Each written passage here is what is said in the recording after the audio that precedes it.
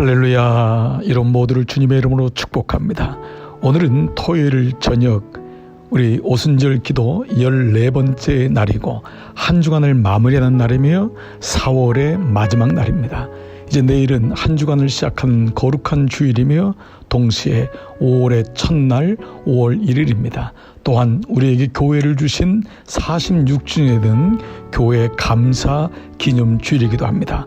오늘 말씀을 통하여 다시 한번 하나님 앞에 나가는 이런 복된 여러분 되시기를 주의 이름으로 축복합니다. 저는 오늘 마태복음 17장 14절로 20절의 본문으로 문제를 해결하는 기도라는 제목으로 말씀을 나누겠습니다. 성도는 하나님께로부터 난 하나님의 자녀입니다. 그러므로 성도는 하나님으로부터 났기 때문에 하나님의 권세와 능력을 이미 가지고 있는 사람입니다. 그러나 안타깝게도 많은 성도들이 이 권세와 능력을 알지 못하므로 하나님과 단절되어 살아가고 가끔 하나님께 기도하고 가끔 하나님을 바라보는 것으로 만족하고 살아가고 있습니다. 영광과 기쁨, 감사와 은혜의 신앙생활을 누리지 못하고 늘 잡음과 고통과 많은 생각의 번민과 잘못된 오해로 소통의 부재로 인하여 안타깝게도 무거운 짐을 지고 살아갈 때가 많습니다. 여러분, 절대적인 힘이라는 것이 뭘까요? 하나님은 절대라는 것은 하나님만이 해결하실 수 있는 힘을 가지고 있다는 것입니다. 절대적인 힘은 존재합니다. 인간이 가지고 있는 힘은 상대적인데도 그 힘이 크고 작냐에 따라서 얼마나 많은 영향을 주고 있습니까? 그러므로 절대적인 힘을 아느냐 모르냐는 것은 미묘한 차이 같지만 아주 중요한 차이입니다. 답을 틀리는 것은 100% 모르기 때문에 틀리는 것이 아닙니다. 99%를 알지만 단 1%를 확신이 없기 때문에 정확한 답을 모를 때가 많습니다. 영적인 세계도 마찬가지입니다. 예수님이 이 땅에서 보여주신 영적인 세계를 가만히 묵상하면은 하나님의 권세와 능력을 가지고 살아가는 것이 얼마나 중요한지를 알게 됩니다. 마태복음 17장 오늘 본문에는 문제를 두고 기도하는 두 가지 유형의 사람이 등장합니다. 한 사람은 바로 제자들의 부류입니다. 아들의 문제를 가지고 온 아비의 기도의 제목을 제자들에게 아비는 부탁하였지만 예수님은 베드로와 야고보와 요한을 데리고 변화산에 올라갔기 때문에 나머지 제자들과 함께 이 땅에 계시지 않았습니다. 제자들은 기도했지만 아이의 병을 고치지 못했습니다. 사실 예수님 오셔서 믿음이 없다고 그 이유를 말씀하셨죠. 다시 예수님 내려오심으로 이 아이에게 다가가셔서 이 아이의 기도를, 그 부모의 기도를 듣고 이 아이를 고치십니다. 왜 제자들의 기도는 치유되지 않았고 예수님의 기도로 인해 이 아들은 깨끗하게 치유됐을까요? 오늘 세 가지의 문제를 해결하는 기도라는 제목으로 세 가지의 묵상을 한번 해보겠습니다. 첫 번째로는 문제가 갖는 영적인 원인을 알아야 합니다.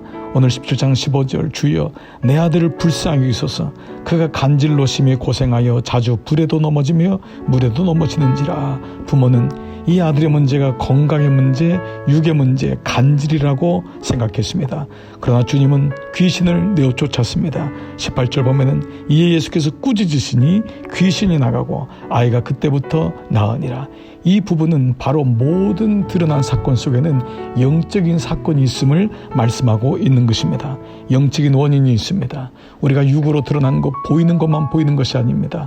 보이지 않는 하나님과의 관계, 보이지 않는 나의 영적인 상태가 때로는 육으로도 환경으로도 우리의 보이는 것으로 드러날 때가 많습니다. 그러므로 능력 있는 기도는, 문제를 해결하는 기도는 문제가 갖고 있는 영적인 원인을 간파하는 것입니다.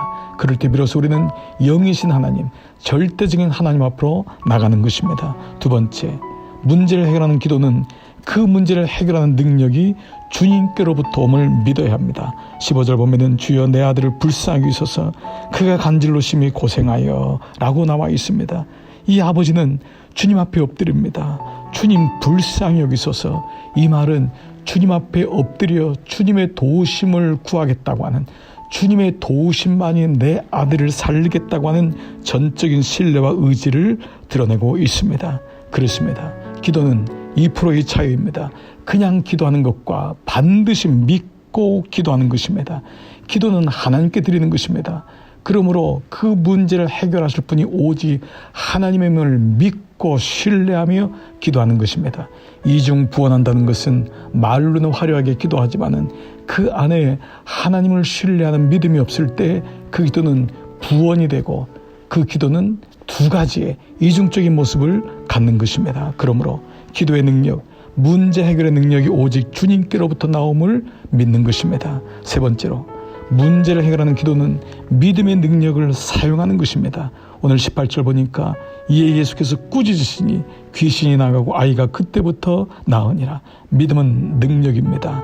능력은 주님께 있습니다. 그리고 주님이 우리에게 주신 것입니다. 성령을 주시지 아니하겠느냐. 성령을 주실 때는 그 안에 믿음이 있음을 전제로 하는 것입니다. 주님께서 담대히 귀신을 내어 쫓았던 것처럼, 그리고 그 귀신을 내어 쫓는 권세를 제자들에게 주신 것처럼 우리는 하나님의 자녀이기 때문에 기도의 능력을 믿고 그 기도의 능력을 받은 사람입니다.